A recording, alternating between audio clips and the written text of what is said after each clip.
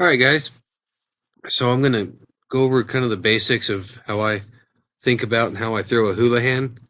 Um, Before I start the video, the two big premises that I want to make sure that you guys understand is watch this video, take your phone, set it to your rope and dummy in the same spot and stand in the same spot I am, and compare your mechanics of your swing and your throw, your delivery that is, to mine.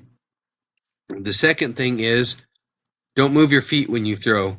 Um, Even roping the dummy normally, you'll see a lot of guys that take a big step every time they throw to add a lot of power to their rope. Well, that's fine on the ground if all you ever do is rope the dummy. But you won't be able to do that a horseback. So, in my opinion, you keep both feet planted firm on the ground, and that mimics your horse standing there and you're sitting in your saddle. You can hinge at the hip, you can lean, you can shift your weight like you can in your saddle, but you cannot just take a big step to add a bunch of power to your rope. If you find yourself having to do that to make a certain throw, then you need to change the mechanics of your swing to be able to add that power elsewhere.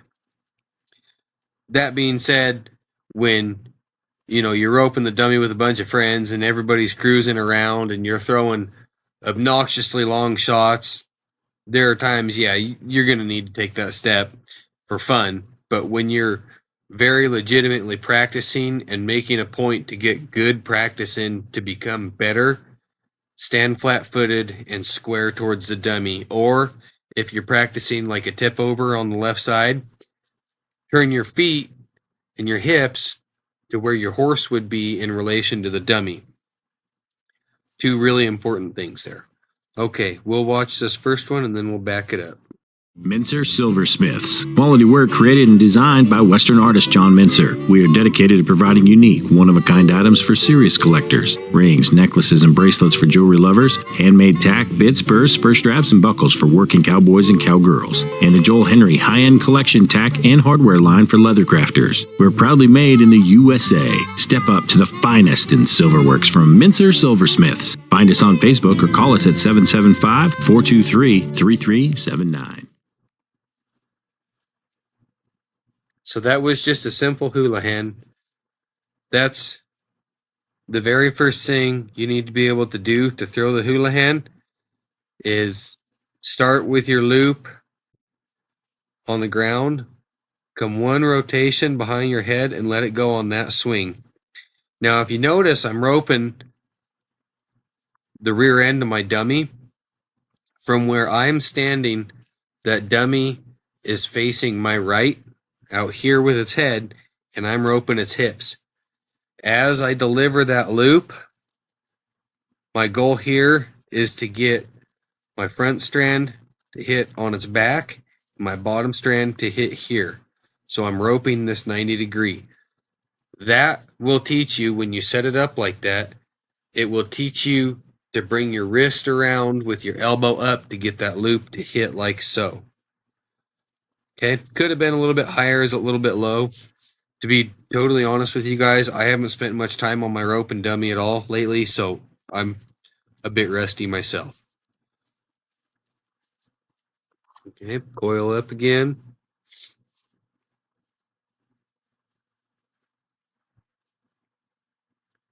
Build us another loop here. Going to do the same thing, just one swing, set it where we want it. Once you can do that consistently and you start building some muscle memory, pick your rope up and go to swing it like you would normally, except instead of letting go, you're going to turn your wrist over, and I like to really dip my tip over on my right side when I swing a Hulihan. Okay? And then the same concept. Lay that rope, top strand, I guess if it was a heel loop, it's your lead strand where your spoke is, goes on its back, and the following strand hits it in the back legs right there. Okay? We'll watch that in real time again. Remember, you can compare these shots to your own videos of yourself, and you might notice your elbow's in a different position, your wrist is in a different position, you're turning the loop over too soon, too late. I'm not the world's best roper, and I don't have perfect form by any means, but what I do works for me.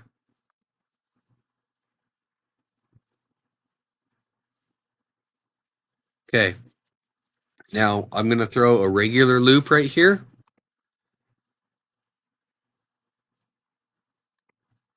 You see, didn't quite go over that dummy's nose. If that was a real calf, I probably would have missed that calf. Excuse me. But that rope figure eighted and come back with the figure eight on the dummy's left side. Okay? That was a normal throw. Now a Hulihan throw, hits the dummy, figure eights over onto the dummy's right side. That's real important to be able to have the angle of your swing right here. If you're running one down, which if you're running one down, you're probably not going to be throwing a Hulihan at it. But it's the next step to learn to throw it, in my opinion, is to be able to catch the dummy this way. So you got that real steep, severe angle. That's basically what, a 45-degree angle to the ground. You see guys wanting to swing them totally flat up here, and there's no power. The way the human shoulder and elbow works, you have to have it dip down back here. So wad your elbow up like this, and that power comes from raising your hand. Okay.